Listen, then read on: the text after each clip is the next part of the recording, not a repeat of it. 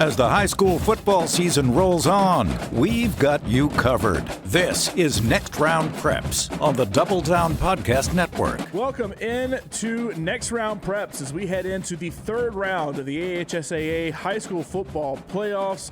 John Lunceford along with Jerry Young. And Jerry, we saw us a good matchup between Thompson and Vestavia last week, and we're on to the semifinals in Class 7A, but that field has been slashed in half again. Yeah, I know. And John, hey, wait, before we start this, though, I want to know, did you get tickets to Taylor Swift? I did get tickets to Taylor Swift. So you're one floor of the seats.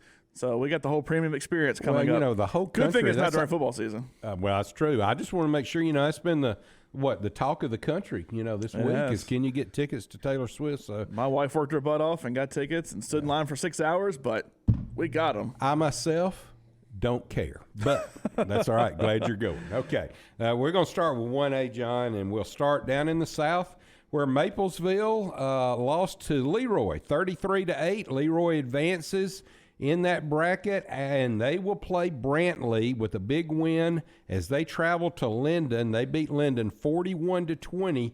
So Leroy and Brantley, that game will be played at Leroy. Yeah, Maplesville, a team that you typically can, go ahead and ride in a couple rounds deep, but this time losing to Leroy, who is the second seed.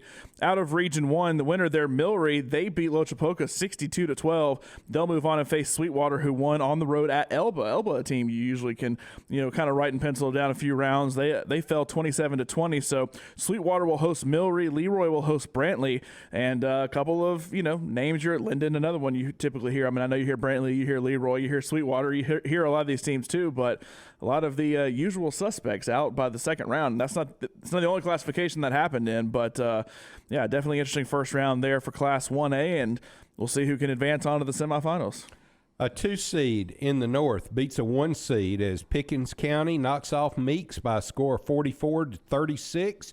They advance. They'll be at home this week against Marion County, who is a 3 seed. They knocked off Valley Head, a 1 seed.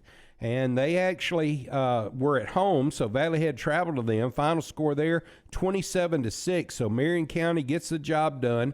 They will travel to Pickens County. So that'll be a good matchup there in the North. Yeah, 3 teams from Region 5 moving on. You had Lynn beat Addison. They're the 1 seed out of that same region Pickens County and Marion County came from. They went 41-14. They'll move on. They'll have to travel to Coosa Christian, another 2-1. Coosa Christian beat Spring Garden 31-28. So Spring Garden, another usual player you have there, they're out. So Coosa Christian hosts Lynn. You mentioned Pickens County, the Tornadoes, a team who is used to playing in the Super 7 over the past decade or so. They are going to host Marion County. So Class 1A, some usual suspects, some teams that are out that we're used to seeing, but, should be a fun playoff regardless, a fun quarterfinals. We're down to 8 teams in all classes 1A through 6A and 4 in Class 7A. All right, moving on to 2A. All right, 2A. 2 1 seeds have advanced to play each other. BB Comer took care of Wicksburg 22-14. They will be at home as they'll play Reeltown, another 1 seed. Reeltown handled Thorsby and then handled GW Long 55-0 last week. GW Long was a 2 seed, but Reeltown will travel to BB Comer. That'll be a good matchup. Yeah, Reeltown's for real this year. I made the mistake in the final week of the regular season. Region play. We were picking games, and we had Reeltown Highland home, and I was the only person that picked Highland home. Everybody looked at me like I was crazy, and guess what? I was crazy because Reeltown, we love the Flying Squadron, and they beat Ayrton. They're still in. They won 44-28. They're going to host Clark County, who beat Vincent 43-28. But, maybe a Reeltown Highland home rematch in the semifinals. Who knows? But Highland home, the only non-1 seed to move on to this point. BB Comer, Reeltown, Clark County, all 1 seeds. They beat Ayrton, a 1 seed. But Reeltown, they're for real. They got to travel this time for the first time to BB Comer. But, wouldn't totally shock me if we had a Highland home Reeltown rematch in the semifinals. I agree with you. Okay, let's go to the North now, where Tuscaloosa Academy is a big winner over Lexington by 3 points, 23-20 in a close ball game there. I think a 50-yard field goal to win that game at the end. Really? Yep. I didn't know that. 50-yarder. Yep. Wow. So congratulations, Tuscaloosa Academy. They were a 2 seed, by the way. And so they'll come and advance to play Fife. Fife is always in there. Listen, Fife started off, they beat Red Bay 55-8. Then they beat Winston County last week 35-6. Fife is always good. They're at home against Tuscaloosa Academy. I really like Fife in this game. I do too. Tuscaloosa Academy, first year in AHSAA. They were an AHSAA school. They move up. Look, first year, you're a 2 seed. You're in the quarterfinals of the playoffs. So, shout out to them for having a great season, beating Locust Fork in the first round, a team you always hear there in the playoffs. And then Lexington as well, a region champ, beating them. I think it was 50 yards. I saw a replay of a great kick there from Tuscaloosa Academy. They always send their highlights in to me at AL Prep. So thanks for that. Whoever's running your social media out there at Tuscaloosa Academy. But yeah, traveling to Fife is a totally different story. And, look, if they get that win, then that shows they are for real in Class 2A. Also, maybe adding some points to that competitive balance to move up to 3A next time if they can get a win here, because they'll start racking up points there starting in the quarterfinals. But, Fife is a legit team to have to play in your third matchup. However, in the South, Aliceville, the 1 seed from the region, Tuscaloosa Academy was the 2 seed in. They beat Falkville 38-21. They will travel to Pisgah, who's the 2 seed out of Region 7 behind Fife. And Pisgah beat Southeastern 48-28. So you have 1 and 2 from Region 7 and 1 and 2 from Region 5 facing off in the quarterfinals. And, a lot of regions stronger than others. This is showing it with, the couple teams from Region 3 being good in the South, and then you have Region 5 and Region 7 being super strong in Class 2A. All right, let's move to 3A now as they'll look at how they'll stack up. Dadeville loses to Thomasville by 1 point. Man, I do not know the particulars on that game, but that had to be tough. Thomasville wins over Dadeville 15-14. They'll travel to play St. James, who beat W.S. Neal 42-21. That's a good ball game, but St. James a strong team this year. They are, and I got St. James about a 2-touchdown favorite in this one over Thomasville. They've been legit. They've been up in 4A. They're down in 3A now. They are going to host this game because they had to travel to W.S. Neal, and this is where travel's equal, but St. James, the higher seed, used to be, until about, I want to say 4 or 5 years ago, it used to be Thomasville would have hosted this game because it was based on bracket position if travel was equal. Luckily, the AHSAA wisened up, changed that, and now the higher seed is going to host. So St. James will host Thomasville in that one. Mobile Christian is a 4 seed, but not actually a 4 seed. They had to forfeit some games, so they dropped down to a 4 seed. Houston Academy ran into them in the first round. Trinity ran into them this time. Mobile Christian wins 27-13. They move on, and they're going to play Pike County, who got a big win on the road against Alabama Christian, 41-29. Mobile Christian, Pike County in that one. Even though Mobile Christian's a 4 seed, I got him a 3-touchdown favorite in that one over Pike County, just strictly based on the numbers, because on the field, Mobile Christian, won some games that they had to forfeit. So it's going to be a tough out for anybody that has to face Mobile Christian there in the South. I agree. Let's go to the North now as Geraldine takes care of business over Mars Hill. I'll be honest with you, I was a little shocked in this, but Geraldine, a good football team, they won it 17-14 over Mars Hill. They'll advance to play Sylvania, who beat Madison Academy in a high-scoring contest, 48-45. John, that's one of those games you just hate to lose. You hang 45 points on the board. The offense does their job. You end up losing by 3. But Sylvania got a great offense. Yeah, I saw that Alabama-Tennessee game. As many points you were scored, as good as your quarterback played, still wasn't enough to get the win. But how about 2 huge upsets there? Mars Hill and Madison Academy, region champs, out of Region 8 and Region 7, respectively. And, Mars Hill, they moved up from 2A because of competitive balance. They ran over teams in Class 2A the last couple of years. Run to Geraldine here in the third round, a 3 seed, by the way, out of Region 6. And, Geraldine's going to move on to show the strength of that region, though. Sylvania, the 2 seed out of that region. Madison Academy, they dropped down from 4A to 3A, and Madison Academy falls. So Sylvania Geraldine should be a good matchup there. Sylvania at home as the higher seed there between 2 teams from the same region, even though travel still would have been the same rule. All right, in the South, Piedmont, no shock here. Piedmont moving on. They beat Colbert County 42-20. They're the 1 seed out of that region, Region 6. Gordo, they're the 1 seed out of Region 5, so 3 Region 5 teams moving on. 3 Region 6 teams moving on. Gordo, the lone Region 5 team in there. They beat Lauderdale County 44-14. Piedmont hosts Gordo in this one. Sylvania hosts Geraldine. And I got Piedmont slight favorite over Gordo, but should be an incredible game there. Sylvania about a touchdown favorite over Geraldine. Just plugging the numbers in there and seeing where they fall. John, one of the things this time of year is there's the spread gets shorter and shorter as these teams whittle themselves down. These are good ball games coming up. Speaking of good ball games, in 4A, Anniston, a big win over BT Washington, 38-20. They'll be at home against Andalusia. A big win by Andalusia over American Christian. 31-7. Andalusia travels to Anniston. That's going to be a great ball game. Yeah, Andalusia, a team that's always very, very, very, very good. But they finished second behind an even better Montgomery Catholic team who beat Jacksonville 44-27. Montgomery Catholic is legit this year. They are legit most years. They're a really good football team. But, I mean, pound for pound, one of the best teams in the state. They're going to host Hanley in the second round. Hanley beat T.R. Miller, another good team. We always talk about how good T.R. Miller is. They were the region champ out of Region 1. Hanley, the 2 seed out of Region 4, they will face Montgomery Catholic. So it's Region 4 versus Region 2 here. The top 2 seeds from both moving on in those. Andalusia and Anniston. Everybody said, look, it's going to be Anniston and Montgomery Catholic, right? Well, Andalusia has something to say about that. I got them about a touchdown favorite. And then Montgomery Catholic, I got them 17 points in the old formula over Hanley. Yeah, you know, Hanley surprised a lot of people. Go back to West Blockton, the first game of the playoff. They won 46-6. So that offense been, you know, hitting on all 8 cylinders. There's 27 last week against T.R. Miller. Okay, let's go to the north. Aniana, no surprise to me, 34-20 over Priceville. They'll advance. They'll be at home. Deschler and Etowah, a closer game than I thought. I thought really that Deschler would handle Etowah a little better, but Etowah with another good offense. But they did beat them 36-33 in a close one, so Deschler will travel to Aniana. In the other half of the north, Cherokee County beat West Morgan 42-28. They will have to travel to Randolph, who beat Dora on the road 47-37. Cherokee County, Randolph, and then Aniana Deschler. In the Aniana Deschler game, have Deschler by about a field goal. In the Cherokee County Randolph game, Cherokee County by about a touchdown in that one. So that is Class 1A through 4A, and a lot of good games coming up. 4A, I really am looking forward to the South with Anniston taking on Andalusia, Montgomery Catholic taking on Hanley. Really a lot of teams there outside of Montgomery Catholic that can make a legit run to the Super 7. But Class 5A, 6A, 7A, boy, we got some good matchups coming up, and we have some legit teams with some legit recruits.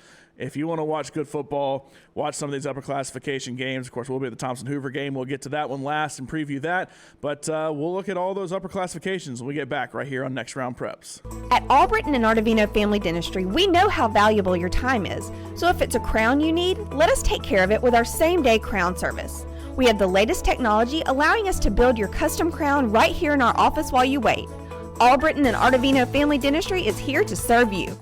Albritton and Artavino are easy to find. Exit 238, that's the Alabaster exit, next door to American Family Care, or call them at 205-664-7610. Alabaster Living has been a major community supporter for years in the Alabaster area and is excited to introduce their new streaming TV channel.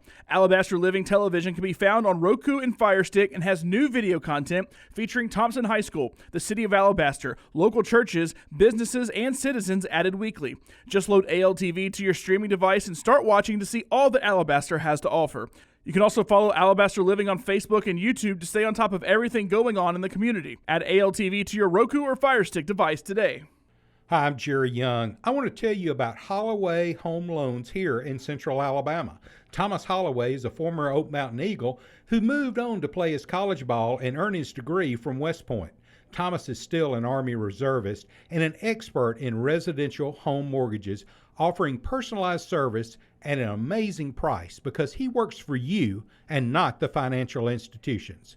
Call Thomas today at 205-413-2858, or you can email him, thomas@hollowayhomeloans.com. That's Holloway Home Loans and Edge Home Financing, MLS 1985757. Cartridge World of Vestavia is well known for the lowest prices on toner cartridges, but are you aware of their free printer program?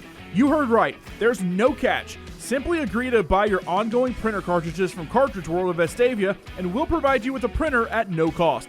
A Cartridge World expert will personally consult with you to find out your business's exact needs so you can have a stronger bottom line. Visit Cartridge World of Vestavia Hills on the web or call 205-822-6767. That's Cartridge World of Vestavia. Welcome back into Next Round Preps. We talked about Class 1A through 4A. Also, thanks to all of our sponsors you just heard from there, as well as they've supported us throughout this entire season. Yeah, that's what I was going to say, John. These guys have been with us the whole time. Next Round Preps, we really appreciate them. They are committed to to next round preps and to helping high school students. Yeah, we really appreciate them, and I know a lot of great sponsors out there supporting high school sports. And as we head into next year, feel free to reach out to Jerry, and we can go from there. At Jerry Young FB on Twitter. I'm at Jay Luntz on Twitter, and obviously we'll be at the Thompson Hoover game coming up on Friday. We'll be tweeting from that one, but a lot of really, really, really great games starting in Class 5A. All right, let's talk about Gus Shores. Gus Shores this week beat Central Clay County by 6 points, 27-21. I got to be honest with you. Gus Shores is a surprise to me this year. I expected them to make the playoffs. They beat Carroll 42-10. I expected that. This time, though, when they came up and beat Central Clay County, I was a little bit shocked. They advanced. They'll be at home against Faith Academy, a big win for them over Demopolis, 36-15. So Faith Academy faces Gulf Shores. Their first matchup, Gulf Shores won 22-12, which is why they're the 2 seed and why they're hosting this game. But since then, Faith Academy, since that loss, ran the table every single game up to this point, minus UMS Wright, where they only lost by 1 at UMS Wright. So Faith Academy has things corrected. They win 36-15 over Demopolis. So I can see this game going either way, but you're right, Gulf Shores has been very impressive. Charles Henderson beat Tallahassee to move on to the quarterfinals 34-7, and they get to host UMS Wright, who won 48-30 over Beauregard. No real shock there from UMS Wright, but poor Charles Henderson is the only team in there that's not from Region 1. Saw a debate on a high school forum a couple days ago about what's the toughest region in all of high school football in the state of Alabama, and everybody said basically choose Region 1 in a lot of different classifications because all those Mobile teams are so good. And I'd say Region 1 here, Gulf Shores, Faith Academy, UMS Wright, even who was the 4th team in this one? Williamson, because they dropped down. Right. It's a legit region to compete in there, and so there's no surprise that the top 3 teams are all coming from Region 1. And how much motivation is it now for Gus Shores to beat Faith Academy? Because that, if they do, it's going to end up with a rematch, Gus Shores and UMS Wright, to see who gets to play in the Super 7. That's huge motivation. Okay, let's move to the north. A team that's very familiar into going this deep into the quarterfinals, Pleasant Grove. The Spartans with a big win over the Russellville Golden Tigers as they beat them 37-14 to advance. They'll be at home. The Spartans will be in Pleasant Grove. They'll play AHSAA 42-20 over Moody. Jake Gaines with a great job his first year at Moody, but they fall short in round 2 to AHSAA, so it's AHSAA at Pleasant Grove. Yeah, big win there for AHSAA. The winner from Jake Gaines' region, Leeds, they win over Scottsboro 35-10. They will now face the winner from Pleasant Grove's region, Ramsey. Ramsey beat Guntersville 45-9. Ramsey 61-45 points so far in the playoffs. They are legit. This is one of the best games, regardless of classification this week, because these are 2 solid programs. We know what Ramsey can do, and now what Jerry Hood has turned Leeds back into. After Keith Etheridge left, kind of dropped off. Now one of the best teams in Class 5A, and they were 4A when Keith Etheridge was there. So cannot wait for that one. And look, wouldn't surprise me if we had a Pleasant Grove Ramsey rematch in the semifinals, but Leeds trying to get there, and AHSAA as well. Yeah, if we weren't at Thompson and Hoover, that's the game I'd go to. I think right here in Birmingham, definitely. I'm with you. All right, let's move to 6A now. As Saraland beats Hillcrest Tuscaloosa 56-31. John had this one nailed. I thought Hillcrest might do a little better than this, but Saraland wins it. They'll be at home against a team very familiar to John Lunceford. Homewood just keeps on winning, don't they? And I know every week you seem a little nervous. I've never been nervous about Homewood, but they just squeaked it out 24-21 over Pike Road. I guess that's why you're nervous, but Homewood's got a good football team, John. Look, they do, and Woods Ray, quarterback, has been really, really good. But 5-point win over McAdory, 3-point win over Pike Road. Look, that margin of victory keeps shrinking. As long as it's a margin of victory over Saraland, I would love that. But this is the week I fully feel. Look, Saraland is such a good team, and I would love for Homewood to win here and make a run towards the Super 7 again. Like they did back in my day, and all the years before they've made a run to the Super 7. But we talked about Region 1 being tough. With with 5A, same thing here. 3 of the 4 teams from Region 1, and then Homewood stuck in the middle there trying to get a win over Saraland. Well, the first time this year that I kind of feel like you did a little nervous, Saraland scored 4 points the last 2 games, so 56-48. I think that's 104. But, Homewood's defense got to show up. Homewood's defense does, and look, they've given up 30 and 21, so they've given up 51 in their first 2 games. But a win is a win. That's all that matters, and Homewood moving on to the quarterfinals. So congrats to the Patriots there. Winning the battle of the Patriots. 3 Patriot teams in that quadrant. Hillcrest, Homewood, and Pike Road. Homewood's the only one to move on from that one. So they'll travel all the way down to Saraland. I know it's a long drive, but look, I had a year, my sophomore year. We went to Fairhope on Friday, then had to play BC Rain the next week on the road at BC Rain down at Lab People Stadium on Thursday. So within 1 week, had to travel down to Mobile twice. And, of course, my parents made me come home and go to class the next day on Friday. I was thinking I was the only football player that actually went to class on that Friday. Won both games and luckily avoided having to play Williamson the next week because that was when Jamarcus Russell was at Williamson, but Briarwood beat him luckily. But you know what? That extra day of education is why you're sitting here today. Yeah, if I had not shown up to school, who knows where I'd be right now. I wouldn't have been up here with you. Shout out to Homewood Education. In the other quadrant, I mentioned the fact that it's Region 1 all the way. St. Paul's, they took it to Pelham 38-7. I'm not really shocked right there, even though St. Paul's is a 4 seed. They're a really good 4 seed. Beat Carver in that first week, shut them out, in fact. And then Theodore beat Hueytown. I thought this was going to be a really good game. Ended up being an 11-point game, 29-18. Theodore moves on. So because Theodore is the higher seed and St. Paul's is the 4 seed, Theodore will host that one. So Saraland Theodore, I thought this was going to be the rematch in the semifinals. Still very well could be, but I'm rooting for my team there, Homewood, to get the win. Okay, let's go over to Mountain Brook in the north now as Gadsden City played Mountain Brook at home. Gadsden City was at home. Mountain Brook had no problem. They beat them 37-6 as expected, and they will be at home now. Mountain Brook will be at home against Hartselle. Hartselle with a win over Center Point, 36-26.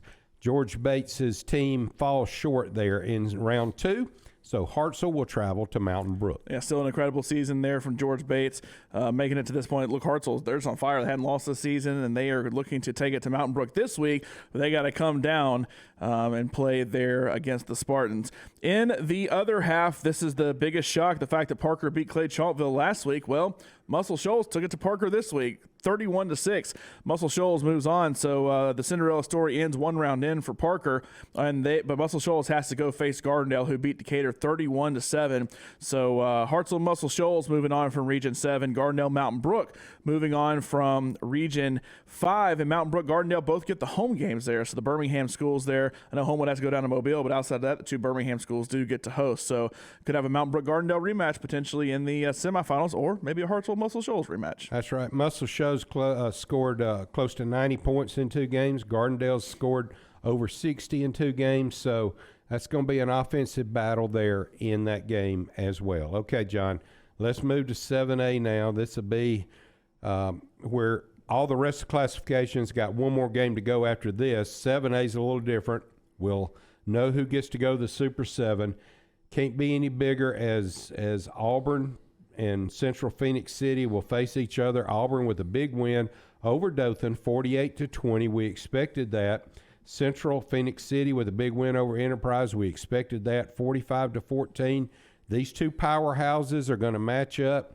Keith Etheridge and Patrick Nix face each other again. And the only thing is it'll be in Central Phoenix City at the City Stadium there. Yeah, big win for both of those teams. And before we jump into Hoover Thompson, which we'll call, and we'll get to that in a second, I am curious because the minute that Thompson game went final, we already knew Hoover had won. They finished before Thompson did. And then Auburn and Central at that point weren't over, but they were both dominating enough to where we knew that was going to be the semifinal. And it's like, look, stop me if you've heard this story before. Central and Auburn in the south, Hoover and Thompson in the north. And everybody instantly jumped back in and said, something's got to change. Something's got to change with the playoffs, 7A if it's going to be a super classification. And look, the argument back has been, well, you're still probably going to get these 4 teams. It just may be, Auburn versus Hoover and Central versus Thompson in the semifinals. But, everybody said there's got to be something to fix this to make it, a better overall system. Is there really a way to fix this, or is it just, look, these teams just happen to be on a run right now? Yeah, no, it's a way to fix it. The other teams need to get better. Hey, you want to compare it to college, you compare it to Alabama. Hey, you want to beat Alabama, you get better. Just that simple. You want to beat Hoover, Thompson, Central, and Auburn, you get better. Would you like 7A having more teams go into more of an 8-region system like they have and bring in the Clay Chalkvilles of the world, Homewood, Mountain Brook, bring them back in, Gardendale, Theodore, Saraland, all those teams? Well, that would weaken 6A, I believe. I think all good teams right now are going to remain good. I really don't see where a Mountain Brook and a Clay Chalkville type team are really going to stay competitive in 7A. Some years, they're going to beat a team here or there. They're going to sneak up and beat a Thompson, or they're going to sneak up and beat a Hoover. But consistently, no. These are your teams. Where you got to be, your Vestavias, your Foleys, your Prattville's, your Fairhopes. They're all good teams, but they've got to take that next step, make the commitment. Look at Chelsea, for example. That's a perfect example. They've got the students, and they're making the commitment to get better and better and better on athletics.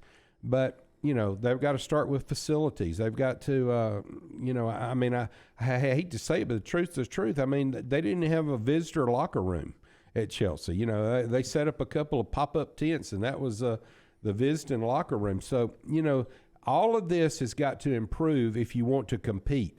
And the schools that have made the investment and competed, that's the schools that's prospering, not just on athletics, but on academics and everything else. All the way around the whole school, the community, everybody benefits. Look, I'd love to have that perfect, promotion and relegation system. And, the teams that may have the students but don't want to compete, don't have the facilities to compete, don't have the success to compete, can drop down and play 6A or 5A or whatever. And then the teams like Clay, who may want to get up there and play with Hewitt-Trussville, a rival they don't get to play anymore. And Mountain Brook has been up there in a playoff team, not quite to Hoover and Thompson's level, but a playoff team in Region 3. And some of those teams in the South, Theodore dropped down, but they are a team that was competing for region titles in 7A Region 1 as well. I'd love in a perfect world just to switch and do all that, but this is the system we have now, and this is the system that once again has given us Auburn and Central Phoenix City, and given us Hoover taking on Thompson. Hoover, they beat Hewitt-Trussville 28-11. Not quite as close a game there. Hewitt even scored to get double digits there late in the game at the last second to even make it that close. So Hoover fully in control. They're going to take on Thompson, who we saw beat Vestavia 21-12. And I saw our friends Kyle Parmley and Gary Lloyd from Starnes Media over there were previewing this game, and they pointed this out, and I never really thought about it this way, but Hoover has a freshman quarterback. Thompson has an 8th grade quarterback. Right. Combined, their ages don't even reach 30. I mean, it's wild to think that as good as these two teams are, and obviously there's 22 people out on the field at any given time, so there's a lot more than just the quarterback, but It is amazing that these two teams have, and neither one of these started the season either, but it's amazing that these two teams have a 9th grader and an 8th grader starting a quarterback. Yeah, and John, I agree. This is going to be a fantastic ball game, and I know that Hoover is nicked up a little bit. I know that Thompson is nicked up a little bit less. I think Thompson's more full strength with some of their players, but the defense for Thompson is really playing well. Hoover's offense is playing really well. I think this is going to be another classic, Hoover-Thompson matchup. Of course, for those of you who don't remember, Hoover won in the regular season 9-0, shut out Thompson. So Thompson feels like, hey, they got something to prove. Hoover's got something to prove to get back to the Super 7, which Thompson's been able to take care of that for the last 5 years in a row. So it's just going to be a classic matchup at the Hoover Met. It'll be a packed house, folks, and of course, you can hear it or watch it at warriornationnetwork.org. And the NFHS Network, saw people asking about that. Look, this is a way to watch a lot of these games, including our game there between Thompson and Hoover. And I said, look, it's the best value you can get. If you want to watch literally any high school, it's $10 a month. You get pretty much everything out there you want. Most schools have jumped on board with it now, so definitely worth the investment. Obviously, you can watch us do that game as well. And with this game, but going into last weekend, I was one of those. I think you were one of those. Everybody was saying, look, literally any team from Region 3 can make their way to the Super 7 because Vestavia's hot. Hewitt, easily could have beaten Thompson and Hoover in the regular season. And then you watch the games, and it's kind of a tale of two different halves. In the first half, Hoover got up, I think, 21-0 and just kind of sat back and realized, okay, we got the game won. Thompson, meanwhile, didn't score a single point in the first half, but then exploded for 21 in the second half and took it to Vestavia and ended up winning by 9 points. In this one, though, you talk about the lines shrinking and shrinking and shrinking. We get a bigger sample size from all these teams. Auburn at Central, Central minus 6.5, so about a touchdown. Thompson at Hoover, Thompson -1. So 1 point, which is essentially a pick 'em, which means this game could go either way. And look, based on it depends which narrative you want to pull from the last game with Thompson and Hoover. Right. You mentioned the score, 9-0. It's a shutout. Thompson didn't score a single point. Thompson's not going to win this game against Hoover. Oh, it's at Hoover now? Game's over. Hoover wins. Right. But you look at the stat sheet. Stats don't win the game. Points win the game. But you look at the stat sheet. Thompson outgained Hoover 2-1, had 300 yards. Hoover had like 120-something. And got stopped on 4th down like 3 times in Hoover territory. Had the ball inside the 5-yard line twice. Missed a field goal once. Had an interception the other time. And different quarterback as well, because Zach Sims played most of the game in that game against Hoover before he got hurt. And so now you have Trent playing. So there's a million, depending on what storyline you want to pull. And this is the way college football is too. Depending on what storyline you want to pull, you can pick either one of these teams to win the game. And the fact that you plug in all the numbers and the math says it's an even game should be an incredible game. John, let's revisit before we wrap this show up. You know, you mentioned how to make 7A with these same 4 teams. Well, if you go back and look at the brackets this year, I'm shocked that Foley didn't advance past the first round, I'll be honest with you. But Foley's a much better improved team. You look, I would not have been overly shocked if Fairhope hadn't have beat Auburn in this. I mean, Fairhope's a good team. These teams like that. Now, I will say this, the South, the bottom part of the South bracket, Central Phoenix City is way above those teams there. I mean, Mary Montgomery and Enterprise is a good team, but you know, Baker, but we know Central Phoenix City was a class of that bracket. But you go over to the upper bracket in the north. I mean, you got Bob Jones. They're coming on strong. Florence is doing good. Then you look at Hewitt-Trussville. They had just as good a chance of winning out and beating Hoover as any team there. You look at Vestavia. Vestavia could have easily beaten Thompson this past week. I mean, they've got the talent to do it, but they just came up short. So there are teams in 7A that are right there that you even said it. You wouldn't have been surprised at all if this wasn't Vestavia playing Hewitt-Trussville this week instead of Thompson playing Hoover. So, you know, they're there. I would not have been surprised if Fairhope hadn't have been in there against Central. The only team on this 7A bracket that I would have been shocked if they didn't make it would have been Central Phoenix City. Just like in 6A, I would have been shocked if Clay Chaltville. Oh, wait a minute, they didn't. Don't get into that. We know a Clay person who's going to get mad at us for that. But you know, it's interesting with, like, let's take Hewitt-Trussville for instance, right? And Vestavia too. All right, so these are 2 teams that I think that's more where the complaint comes. Not that Hoover and Thompson made it this far. Yeah, they're Hoover and Thompson. They're going to make it this far.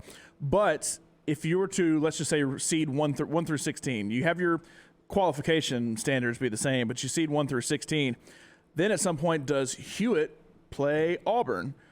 And Hewitt plays Auburn last week as opposed to Hoover, and Hewitt maybe has a chance to beat them, a team they haven't seen before. Hoover's seen them before. And Vestavia plays Central. Now, Central probably still wins that game, but Vestavia's on fire. They play an Auburn or Central instead, depending on how things work out. And then, you know, Thompson and Hoover, you know, have to play Foley or, you know, whoever, depending on how it all works out, to where I guess that's where people are trying to say, look, well, maybe at that point, if the semifinals end up being all Region 3 teams, that shows they're actually the best teams as opposed to Hewitt-Trussville.